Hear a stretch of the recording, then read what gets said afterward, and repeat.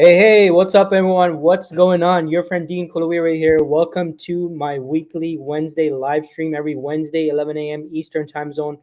I'm right here to share recruitment tips and advice, mostly job search tips and advice for all you job seekers out there. I know a lot of you reach out to me with questions, and I know a lot of you are experiencing some certain challenges and struggles in your job search.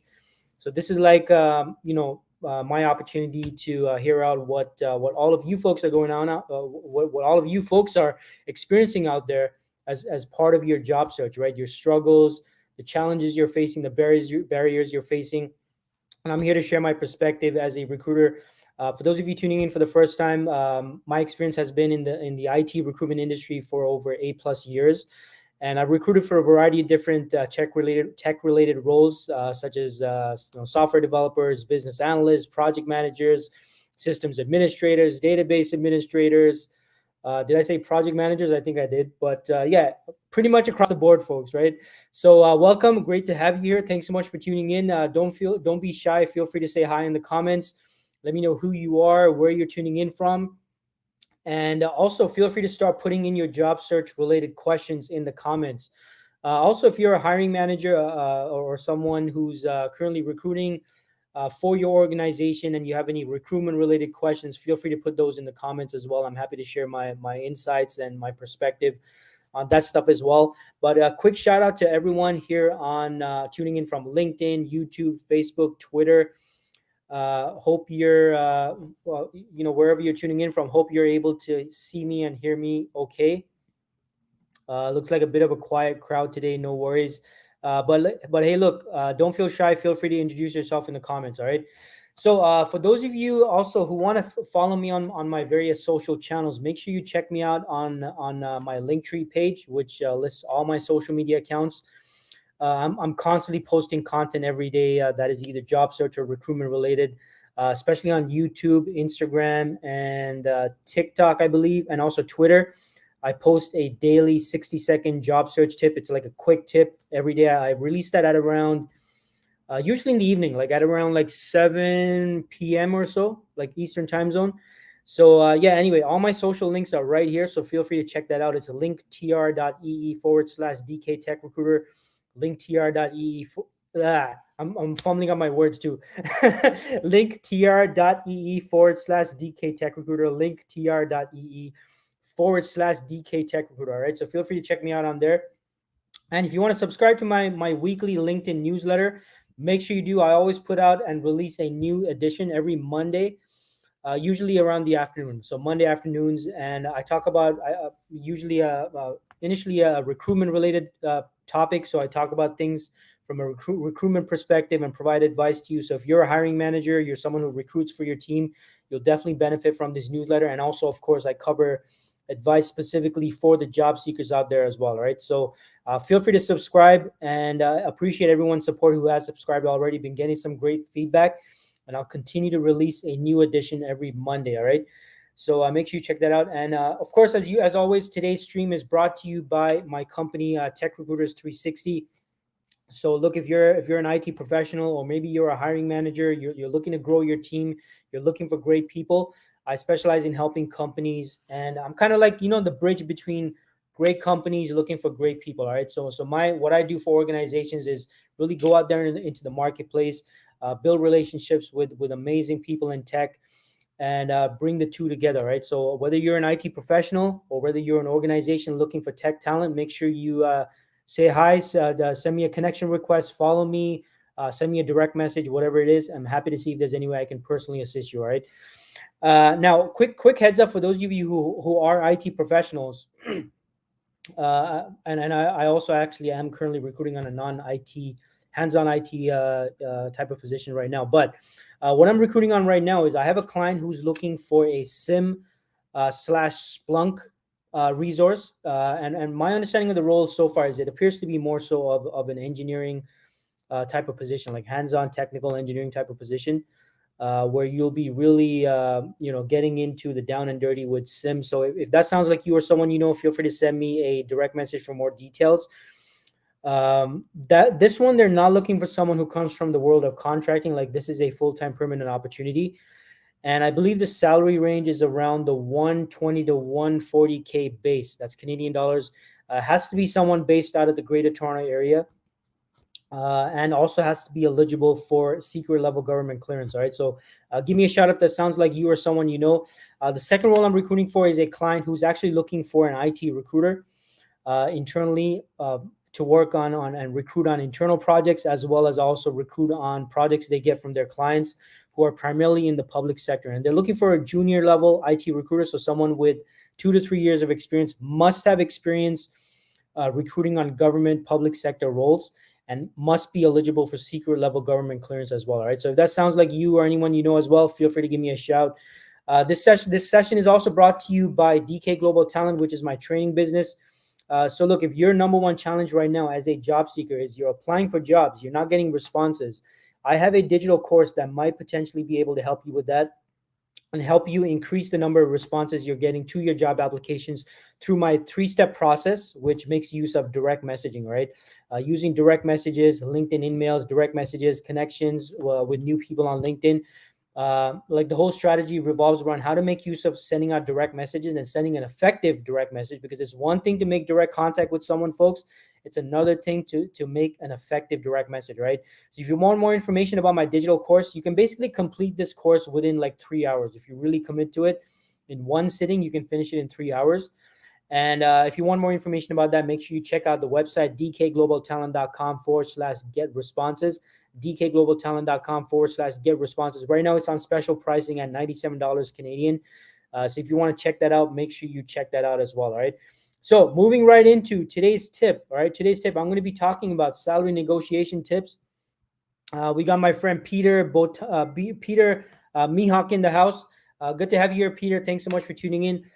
Folks, make sure if you have an interest in PMO, right, the world of PMO, and you want to connect with someone who's very involved in this space, make sure you connect with or follow Peter, because he's always involved in various events in the PMO industry, in the PMO space. So make sure you connect with Peter. Great guy to follow and great guy to be connected with. We got Ankit Juneja in the house. Shout out to Ankit. Good to have you, Ankit. Ankit, I'm gonna get to your question shortly, so just hold on there, sit tight, and I'm gonna get into your question shortly. All right. I'm just gonna kick off today's segment with what I want to talk about, which is salary negotiation tips, folks. All right. Now, I was inspired to talk about this topic because of this post that's been going around on social media. You probably know which post I'm talking about, right? It's the one with that recruiter who supposedly severely lowballed some candidate on an offer. And I don't want to, just regurgitate this post again and start talking about it again in length. But basically what happened is, apparently there was a budget of $130,000 for this position, and the candidate asked for 85K, and the recruiter's like, well, it's not my job to teach them how to negotiate. So, hey, I just, we gave them an offer at 85K, but the budget was 130K. This is why you people should learn how to negotiate, and something like, anyway, it was something like that, right? And it was just, I mean, that post went viral, folks. Like, I saw it when it started, when it went viral. I think they removed that post now, but it was just, I mean, just first of all, terrible ethics right there, because it's like such a gap between a role where they were willing to pay 130K versus the 85K that they offered this candidate, simply because they didn't know how to negotiate. Now, this might very well have been something made up. Maybe this recruiter just wanted to make something up and put it on social media just for the sake of posting something. I don't know. Like only her and her ex-employer now apparently will know if this really did happen. But the point here is, folks, does this happen out there? Absolutely, it does happen. The degree which it happens, like, is it this much of a salary gap? I mean, yeah, maybe this does happen out there, right? And unfortunately, there are recruiters out there that will not operate ethically. They will not ethically inform you if you're positioning yourself way lower than what you could be getting on an offer, right? Unfortunately, that's the case. Something I myself have always prided myself with is, if when I'm representing a candidate and if I feel like, hey, this is someone who can get much more, then I feel it's my responsibility to let this person know. And it's not just because I'm personally incentivized to get people, a higher salary. Because look, it's not just about me getting incentivized to get people in as high of a salary as possible. Because look, it has to be realistic as well, right? I can't present a figure that cannot be justified to the hiring team, because the hiring team is going to be like, hey, is this person worth the amount that Dean's putting this candidate at, right? So it has to be justified. But the point here is, you need to learn how to negotiate. You have to know, like, this is a very important skill, folks, because again, people like this that are gonna lowball you, put you in at much less than what you're worth, these people unfortunately do exist, right? And I know it's terrible what this recruiter posted in their post, but on the positive side, I'm glad that people are kind of realizing, a lot of people are realizing that, hey, this stuff actually is happening. So in any case, this is what I'm going to be talking about today. Is I'm going to be sharing with you, let's see here, like, four tips about how to better negotiate on your salaries. All right, we got my friend Philip Kane in the house. Philip, shout out to Philip out there, folks. Philip is a great person to follow, especially on Twitter. We follow each other on Twitter, and he just puts some amazing content out there on Twitter. So if you're on Twitter, make sure you follow Philip. Philip, feel free to share your Twitter handle in the comments, and hope I can get you some additional followers out there. Right, so great to have you here, my friend. Appreciate you tuning in. So today's tip, folks, for salary negotiations. Tip number one, it's a very simple tip. It's a very simple and basic tip, which I see so many people not doing. That's simply do your research, folks. You got to research what someone of your caliber, of your expertise, of the knowledge and expertise you bring to the table, how much should you be making, right? You need to do the research, folks. Like, don't expect like some recruiter. You might come across a recruiter like the one that I spoke about in this social media post. You might come across a company that's simply looking to save a few bucks here and there. Everyone's got an agenda, folks.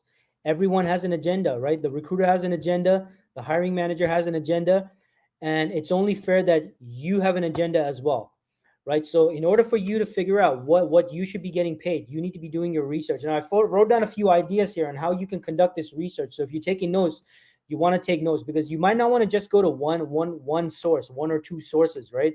So a couple of ways you can kind of implement into your research strategy in regards to this is, number one, start networking with your peers, your associates, people in your industry, right? Set up conversations like these are maybe your friends, right? Previous people you worked alongside, your coworkers. You might have that relationship where you guys probably have an open relationship where you can actually discuss, hey, so what should I be making?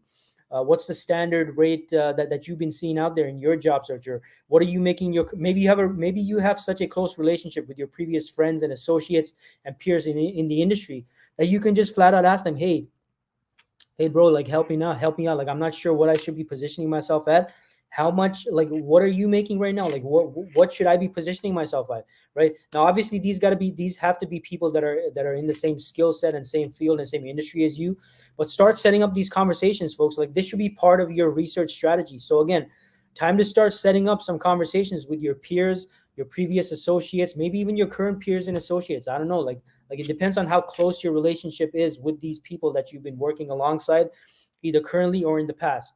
Now, another source is industry associations. Now, I'm not saying all industry associations out there are doing this, but there are definitely industry associations out there that actually release salary and rate data for people in this industry that they represent, right?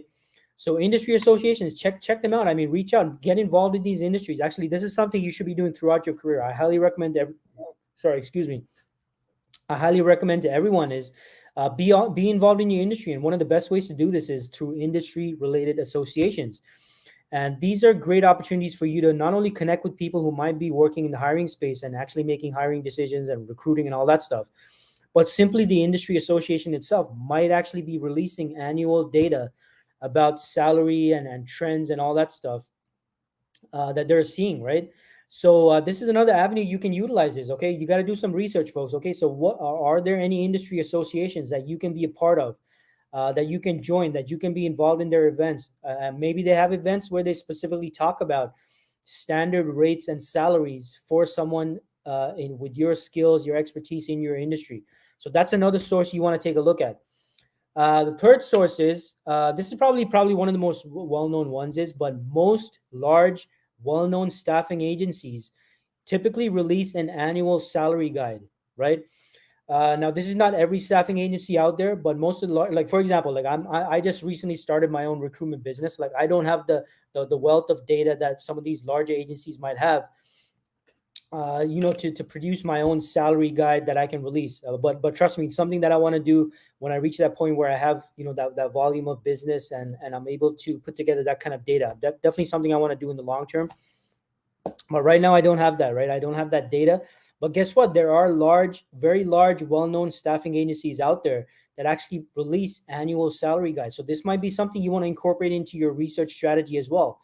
Now, take note that if you have a very specific niche, or as some of my American friends pronounce it, niche skill sets or expertise, these salary guides might not be specific to that degree. They might not have something very, very specific, right? But at least it's a good general starting point, right? Which you can incorporate again to your overall research strategy, right? I'm just giving you folks ideas here about how you can grab different data and information that'll help you evaluate what you should be making. So again, salaries, most major large size or well-known staffing agencies do release annual salary guides. So that's something you want to check out. Other thing is there are salary I don't know what to call these websites, but I'm going to call them salary information websites. Most popular one you folks probably know is PayScale, right? PayScale is probably one of the best known ones. Now, the downside of this is, like, I'm not sure if all of the salary data for all positions out there are, like, how accurate they are. So do your due diligence, folks, and again, it's not like we're going to be depending on just one source, right? So this is why I'm saying use these multiple sources so you can kind of see these patterns and trends, and you can also evaluate whether maybe some of these sources might not be as accurate as reality states for someone with your expertise and caliber, right? But yeah, check out the salary information website, right? PayScale is the most popular one.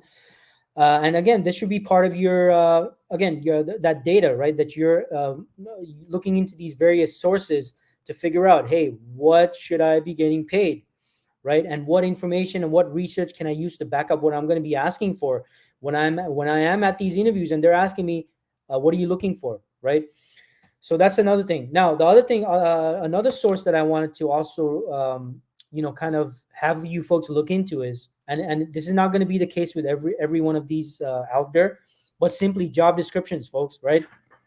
Many companies, I don't know if it's many companies, but I know some companies out there, they're simply putting up the salary range and what the budget is for the role right there in the job description. In fact, some cities, I believe it was in New York recently, where it's now law for companies to put the salary range on the job description.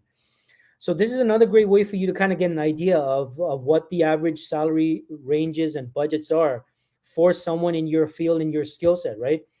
So again, this is not going to be the case with every job description out there. And staffing agencies, I've worked at a couple of staffing agencies myself in the past, and most of the agencies we typically did used to put the salary range and budget on the job description.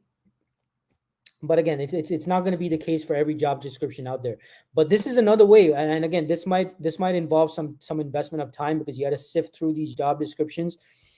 But it's going to help you get an idea, folks, of the average and standard salaries for someone with your skills, your expertise, and your years of experience, your knowledge, the types of projects you've done. So make sure you're conducting a search that's very much in line with what you're looking for. so that when you're reviewing and reading through and looking through these job descriptions, at least the ones that are presenting the salary, you're able to see patterns. You're like, okay, so it looks like this is the range for someone with my skills for these kind of jobs, right? So this is again another avenue you want to incorporate into your tip number one, which is doing your research, right? Research is very important, folks.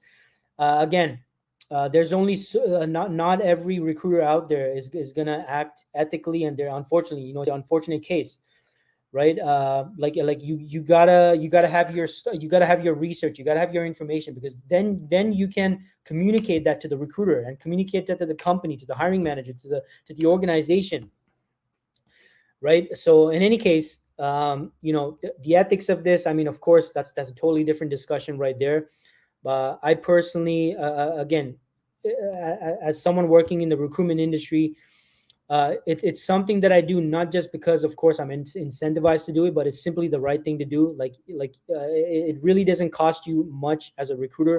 It doesn't take much effort to simply tell someone, "Hey, look, based on what you've told me about yourself and your background, I mean, you've got some great experience, you got some great expertise you bring to the table. I can definitely present you at something higher than what you presented yourself at. Let's see if we can move this forward. Worst case scenario, the hiring team gets back. They're like, hey, we can't consider them at that figure, and then we'll deal with that at that point and see if it still makes sense for you. But look, if you're a recruiter, folks, I mean, and you know that the candidate you're representing should be getting more and can get more, then you have an ethical duty and responsibility to communicate that to your candidate, right? So just wanted to add my quick 2 cents on that as well. Now, tip number two. Hold on, let me just quickly check the comments to see if we have any comments here. Oh, we got my friend Rodney Ronquillo in the house. Hey, shout out to Rodney, 10x brother. Awesome, good to have you here, Rodney. Thanks so much for tuning in. And Rodney says, Grant Cardone once says, most businesses fail because they're unable to sell their ideas, products, and services at prices high enough to sustain the company and fund its activities. Yeah, exactly, Rodney. Definitely one of my favorite things from Grant Cardone, who's someone that myself and Rodney both follow, and it's so true. So getting back into what I want to talk about. So tip number one was simply do your research, folks. You got to do your research so you're well informed before going into these negotiations and handling this, right? Now, tip number two. Is very important. Might be a little bit of an advanced kind of a strategy or tactic, but this is something that I personally use in my negotiations with hiring teams, so I can justify getting my candidates more than what they're looking for, or what exactly they're looking for that is on par with what's being offered for the role, like the actual budget for the role. Now, this tip, again, bear with me. If you have any questions about this, feel free to put it in the comments. But tip number two is, and this is very important, okay? A lot of you are not doing this. Tip number two is always quantify the hiring need. Okay, I'll repeat that again. Always quantify the hiring need and motivation. Now, what do I mean by quantify? Well, that means, all right, let me sit back up straight here, because this is a topic that really fascinates me, and it's so important. Now, what I mean by quantify is, folks, it's one thing to have your research, right? It's great that you have your research. It's great that you have your market data and your information and all that stuff. But how do you ensure having that data? How do you ensure you're getting paid top dollar? Well, the foundation for that is you have to have a strong understanding of of two components in regards to this whole quantifying thing. There's two components. Component number one is you need to quantify and understand what are the pain points and challenges the hiring team is experiencing that is resulting in them wanting to hire someone with your skills and your expertise. So that's the first part. The second part is, what are the quantifiable outcomes and ROI, return on investment, that the organization is seeking to gain by hiring someone, again, with your skills and your expertise. Now, this tip number two, is so important. So I hope you folks are paying a special attention to this, because if you're not quantifying this, if you're not getting an understanding of this, then this is like something so huge that you can leverage as part of your negotiations when you're asking for what you're looking for, what you're asking for. And this is something I've done as a recruiter when I've been negotiating on behalf of a candidate, and I'm trying to get my candidate what they're asking for, and the hiring team is pushing back with something like, that's not enough budget, or that's too much and stuff like that. This is something that I usually have to set the ground for early on in the conversation, right? I need to quantify what are the pain points and challenges the hiring team is experiencing right now. Like, why are you looking to hire right now? Why is this hire important for you? Like, what pain points and challenges do you want this person to address in this role? Like, I have to understand that as a recruiter. So again, because I'm thinking ahead, folks, right? As a recruiter, I'm thinking ahead. Like, this is what I need to use to leverage what my candidate is asking for when we reach the negotiation stage. And a lot of you are not doing this. A lot of you, what you're doing is you're going in for your interviews, you're answering a whole bunch of questions. You might be asking a few questions at the end, but you're not really understanding, again, these two components. Number one, pain points, challenges that they want you to resolve in this role, right? And number two is the outcomes, the ROI, the return on investment, right? That's the other part that you need to be taking a look at. Now, why this is so important is, and I'm going to especially talk about pain points and challenges, because this can really influence how much you can ask for. And this is where hiring teams might be willing to even offer more than what's been advertised for the role. Now, again, disclaimer, folks, I'm not saying this is the case for every single role out there, right? I'm not saying, like, you got to be reasonable here, and you got to look at things logically, right? But a quick example on how pain points and so I'm going to use an analogy here, right? I'm going to use an analogy. Let's say, okay, so let's say it's summertime right now. I got my summer tires on my car. I'm driving around, and let's say I meet someone who sells winter tires, right? Somebody sells winter tires there, and they happen to see my car. They're like, "Hey, Dean, I noticed you got your summer tires on. You're enjoying the summer. That's great. But have you thought about switching over to new winter tires for the winter? Is it because so you can drive more safely, right?" By the way, I'm using an analogy here. Don't be impatient, folks. This is going to make total sense to you by the time I'm done with this. All right. So sit tight and just listen to what I'm saying here. So yeah, I'm driving around in the summer with the summer tires on, and this person is trying to sell me winter tires, and they're like, and I'm like, okay, well, how much are these winter tires? Like, I don't need them right now. It's summer, but how much are the winter tires right now? Oh, well, I can sell you all four winter tires for like $1,000, right? And maybe that's something that right then and there it doesn't make sense to me, right? Because I mean, it's summer. I'm not. My sense of urgency is just not there for upgrading my tires into these winter tires. And I'll be like, yeah, I mean, appreciate you approaching me, but I'm not interested to do it. Like, just hey, thanks, but no thanks. I don't need that right now. Now, let's say we fast forward now, and now we're at the cusp of winter, and I just saw a news report that, hey, we're gonna have a deadly winter storm happening overnight. And it's gonna be like a whole bunch of snow. And at the same time, I got some driving I gotta do tomorrow. I gotta make some visits. I gotta get some things done, but I've still got my summer tires on. Now, how likely do you folks think that I'm going to be to now accept this person's offer for replacing my winter tires simply because of the pain point and challenge and changing situation that I'm currently experiencing, right? So this is how the pain point and challenge can really influence whether or not I'm willing to invest in these winter tires, because my situation changed. I have this sense of urgency now. I'm like, oh crap, like there's going to be a winter storm. I still have my summer tires on.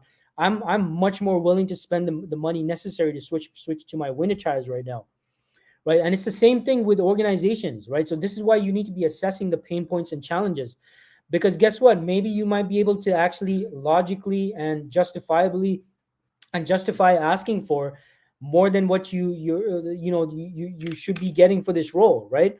Now, I'm not saying that this is going to be the case all the time, but what I'm saying is you have to quantify and have an understanding of the pain points and challenges the hiring team's experiencing.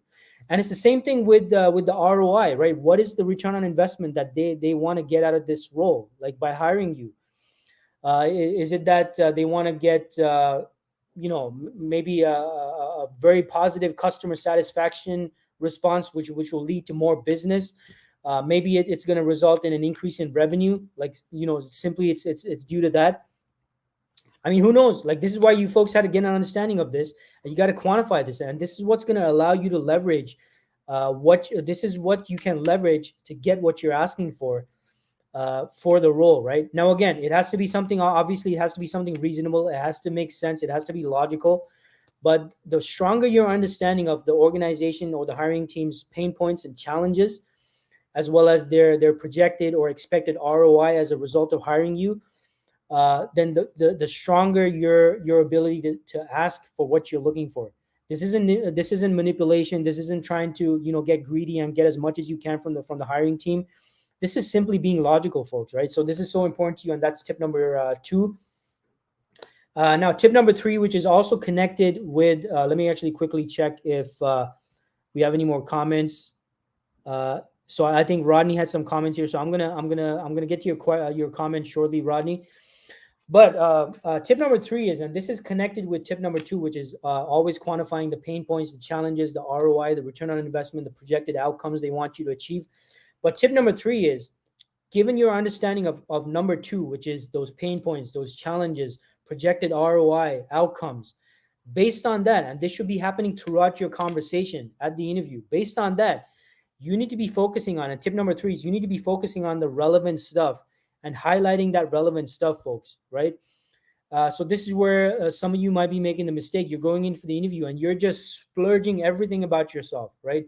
And I totally get that. Maybe you have so many accomplishments, so many achievements, so much stuff you bring to the table, which is great, which is fantastic. You should definitely be proud about those achievements and those accomplishments.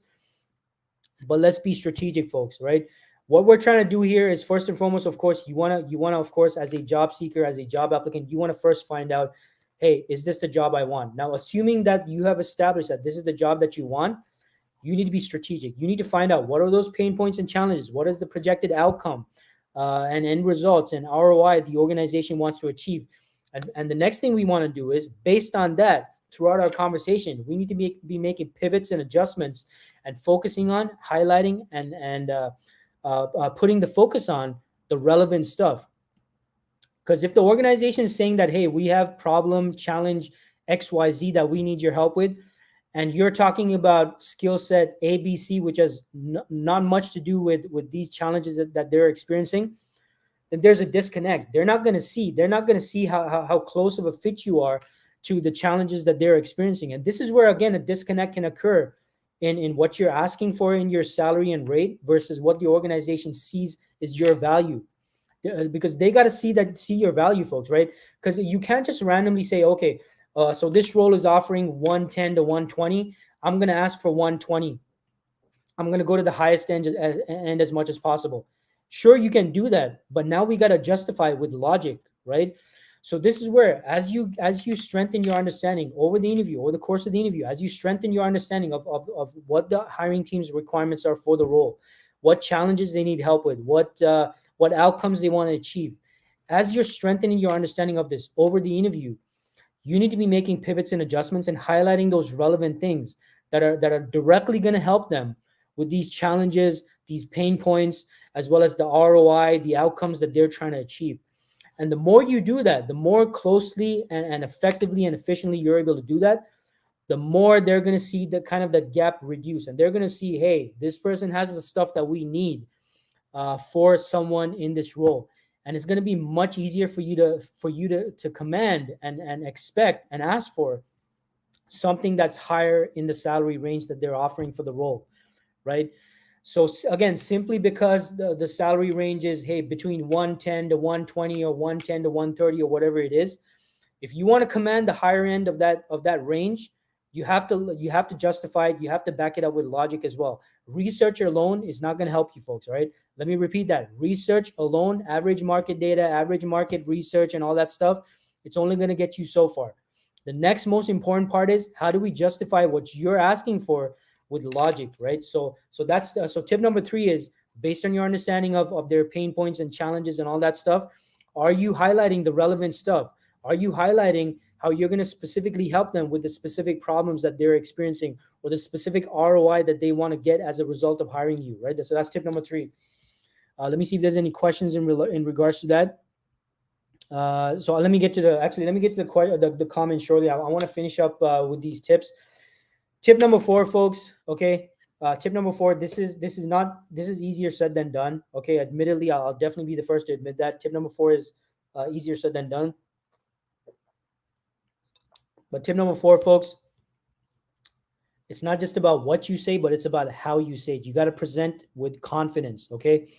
Now, I know my introvert friends out there might be like, well, Dean, I'm an introvert. I struggle with communicating this confidently and stuff like that. Well, I mean, we're all works in progress, right? I think that's a term. We're all a work in progress. So if you're not able to communicate effectively and confidently right now, don't feel bad. I mean, look, nobody's born with this ability. Like, some of you out there might be like, "Oh, Dean, you're so extroverted and blah blah blah." But guess what, folks? I did not grow up an extrovert. I was very quiet and withdrawn when I was younger. When I was like a teenager. I mean, I was very withdrawn, and this skill, this ability to communicate and speak publicly and talk in front of people, like I had to develop this skill over many, many years, right?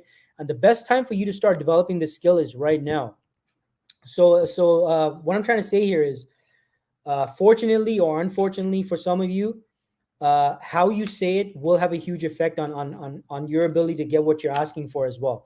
You have to communicate what you're asking for confidently, and you have to learn how to negotiate. The skill of negotiating is so important, and it is a skill that everyone tuning in here, if you're tuning in here, you need to make a commitment right after you're finished with this session. I want you to go out there.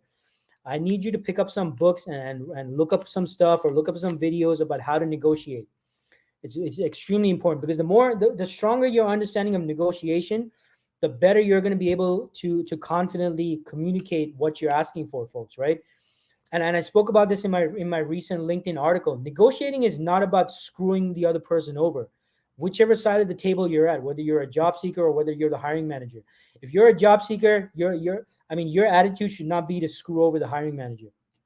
And the flip side is true as well. If you're a hiring manager, it is not you should not consider it a success if your idea of a good negotiation is you screwing over the candidate and having them come in at an offer that's way below what they deserve.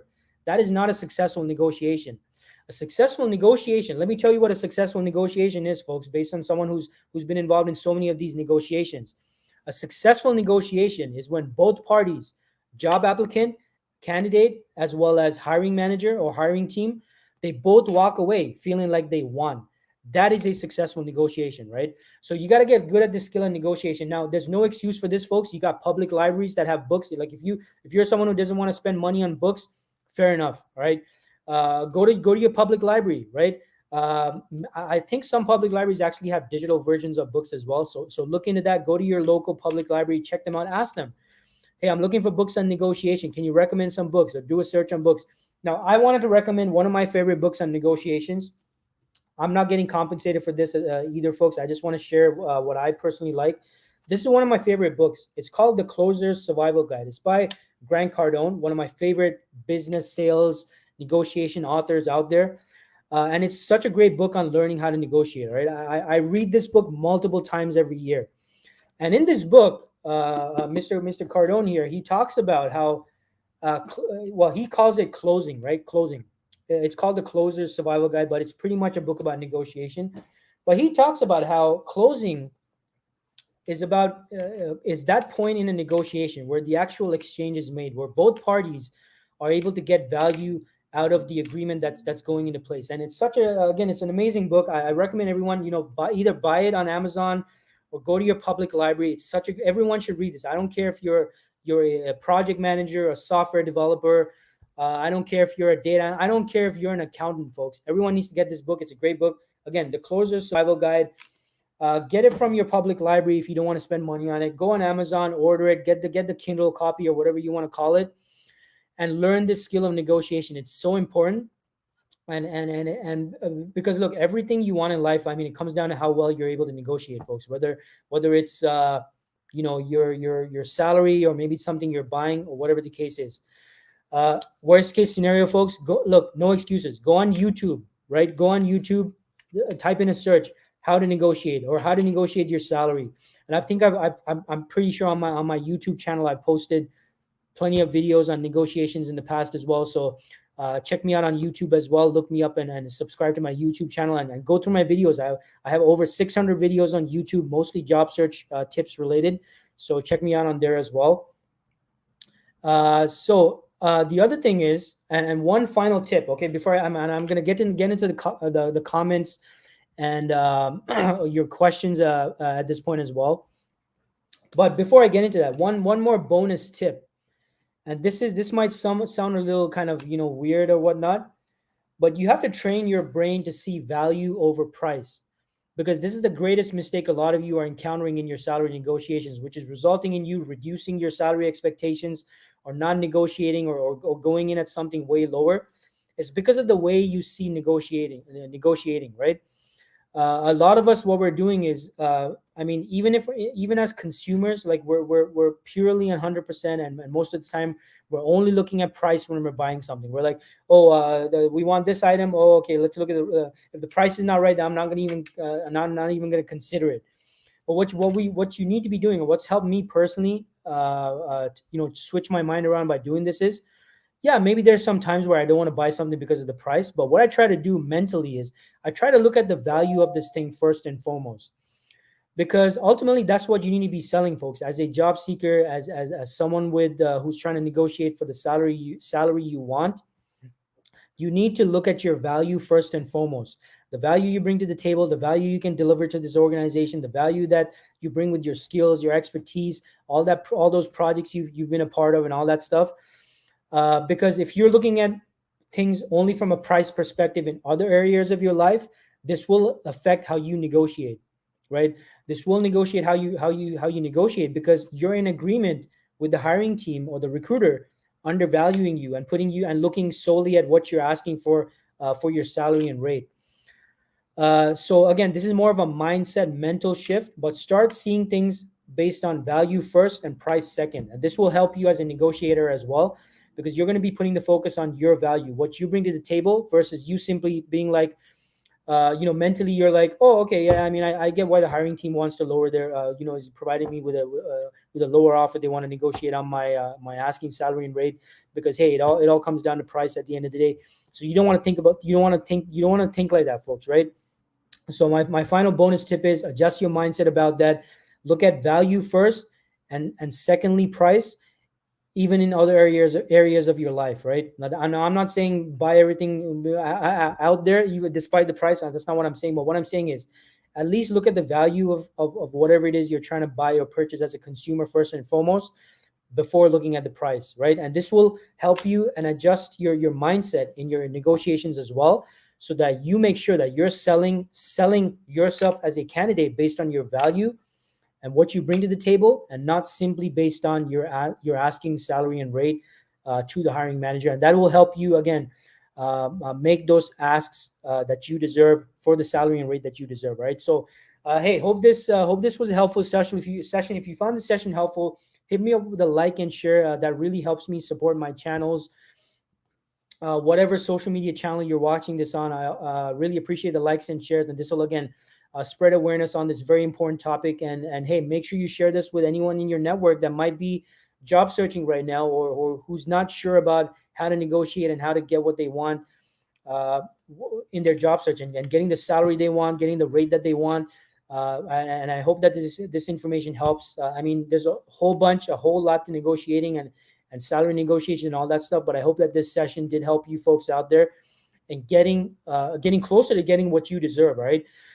So that being said, let's get into the Q&A. So if you have any questions or comments or feedback, feel free to put in the comments. I'm going to get to the questions right now. All right.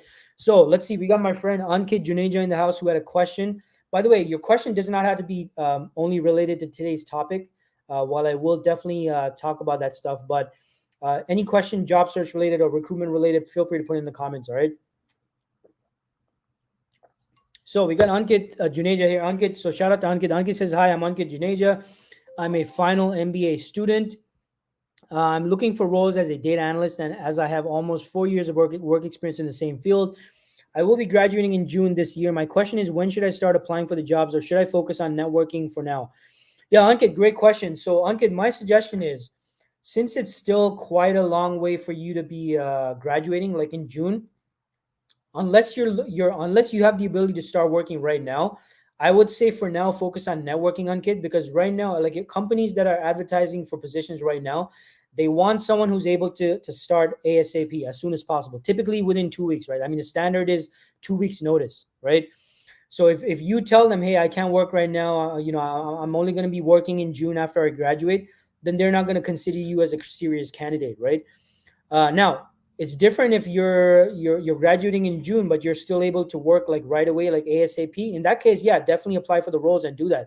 But if not, if your situation is Ankit, you have to wait until June, then I would say focus on networking right now and start applying. I would say a month before your graduation, start applying for the jobs at that point. All right. So I hope that helps, Ankit, and all the best to you. And by the way, Ankit, for your question, I wanted to hook you up. If you don't have it already, I wanted to hook you up with my free PDF, how to run recruiters through your resume. So that PDF, it's a free PDF that should help you in your conversations with recruiters. So after the session, Ankit, send me a direct message, and I'm happy to hook you up with that free PDF. All right, it'll help in your conversations with recruiters and how to run recruiters through your resume. It has a script in that PDF, which will help in your conversation with recruiters. All right. So I just wanted to reward you there for that great comment and that great question. All right. So thanks so much, Ankit. So what else? We got my friend Philip says, yeah. So Philip's sharing his Twitter handle. So folks, if you're on Twitter, make sure you follow Philip. He puts up some great tweets about various things related to management and job searching, recruitment, whole variety of topics. So make sure you follow Philip on Twitter. A great person to follow. So what else here? We got. So my friend Rodney says we have to know our worth and sell ourselves. That comes with research and taking inventory of what we have to offer. 100% agree, Rodney. Great point there. He says there's also perceived value. And Rodney says, whoops, what I meant to say is that Grant Cardone once says most businesses fail because they are unable to sell their ideas, products, and services at prices high enough to sustain the company and fund its activities. The same is with ourselves when selling our worth to potential employers, especially at the job interview. Yeah, 100%. Totally agree with you. It's highly important to know the industry that we're getting into, what the salary averages are, and also what we have to offer. We don't want to sell ourselves short. Absolutely, 100% agree with you, folks. Right. So what Rodney's saying is, look, we have to know our value, folks. Otherwise, what happens is we end up selling ourselves short. Right. And unfortunately, that's what happened to that poor candidate in that post that's been going around in social media. Right. They were probably worth much more, but they presented themselves at something way less than what was being deemed the budget for that role. Right. So unfortunately, that happens. Great comment there, Rodney. And also, Rodney, by the way, if you want my PDF, feel free to let me know, my friend. Like I know you're not job searching right now, but of course I'm happy to hook you up with that free PDF on how to run recruiters through your resume. If you want it, just let me know. And Arjun says, hello, Dean. Hey, Arjun, always good to have you here. Arjun says, there's always a lot of information that can be used to identify the key pain points and help prepare a good strategy. Yeah, absolutely. Arjun says, jobscan.com can also be very helpful. Awesome. Thanks for sharing that, Arjun. Rodney says, another good way to practice is to practice saying your value and salary to yourself in the mirror. Yeah, I totally agree with that. Until you're comfortable that you can say it as second nature. Dan Locke, another thought leader in the business space, once shared about how he was afraid to charge more, going from $1,000 to $3,000 for a copywriting job. Yeah, you know what, folks? Practicing and role playing, it really does help. And that might be very helpful for those of you who maybe might be a little bit shy, or you don't feel like you're like the kind of communicator you want to be right now. Practice in front of a mirror, folks. Right, this is something I personally used to do all the time. I can't believe I forgot to talk about this, but thanks so much for reminding me there, Rodney. But yeah, this is something I used to do all the time, and I still do this. I still stand in front of the mirror and I practice certain things that I want to say, right? Especially when I'm speaking to candidates, when I'm maybe speaking to hiring managers, I'm trying to negotiate on getting an offer on the table. Some things, yeah, like you have to practice so you're able to communicate it effectively and confidently, and that might help. So just stand in front of a mirror and practice, or get a friend, get your spouse, get your significant other, and see if you can practice like presenting and communicating your value and what you're asking for, and even just that little part. I'm looking for X number of dollars. Like just practice that over and over again, so that it's like, second nature. Like it's like you're not even thinking about it when you say it. Like you got to get to that point, right? So that being said, let me see any other comments here. Arjun said, I just noticed you have changed your DK hat. Yeah, that's right. So I still have my DK hat right here. So DK Global Talent, it's my training company that I still have that. But I got my Tech Recruiters 360 hat as well. So thanks for noticing that, Arjun. Appreciate that. Let's see here. Rodney says, I love that book, Closer Survival Guide. They have an audiobook as well. but the physical one is better. Yeah, I love physical books as well. Definitely prefer physical books as well. Something about flipping the pages physically, right? I guess I'm old school, but I definitely like the physical book as well. And Rodney says we're always closing, so it's important to learn closing effectively. 100% agree with you, Rodney. Great comment there. Arjun says you never get what you deserve. You only. Oh, such a great comment here. Oh wow, Arjun, I love that comment. This is so true. It's sad, but it's true. It's unfortunate, but it's very true, right? So Arjun has pretty much hit the holy grail here, and he says you never get what you deserve. You only get what you negotiate, and it's so true, folks. It's what's the term? It's an unfortunate truth of life here on earth. Unfortunately, you don't always get what you deserve, but you get what you can negotiate for. So you got to learn how to negotiate, folks, right? Which is so true. So Rodney says, amen, value over price. When we focus on value, we are in a giving state. We have to focus on how we can help and give to the company, how we can make them better. If, on the other hand, we focus on price, then we won't know how we will give and help the client, employer, company, etc. Yeah, absolutely, Rodney. Totally agree with you. Definitely agree with you on that. We got a comment from Rodney. Rodney says, in the end, selling is serving people and companies, selling ourselves holistically as well is an important skill. Yeah, folks, look, ultimately, and great point there, Rodney, and appreciate your comment there.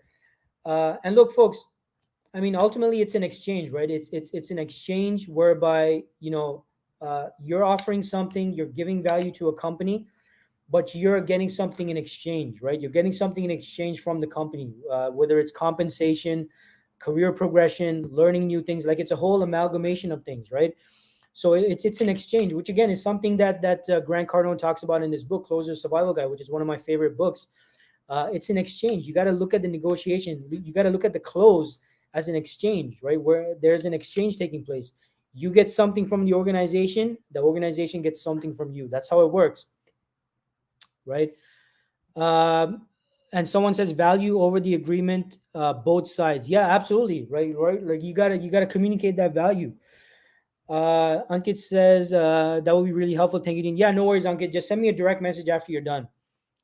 Rodney says, yeah, I'd like to get the PDF. You can send it to me and Shai as well. That would be great. Yeah, no worries, Rodney. I'll definitely have no issue sending it to both of you, you guys, right? Just send me a reminder if I forget.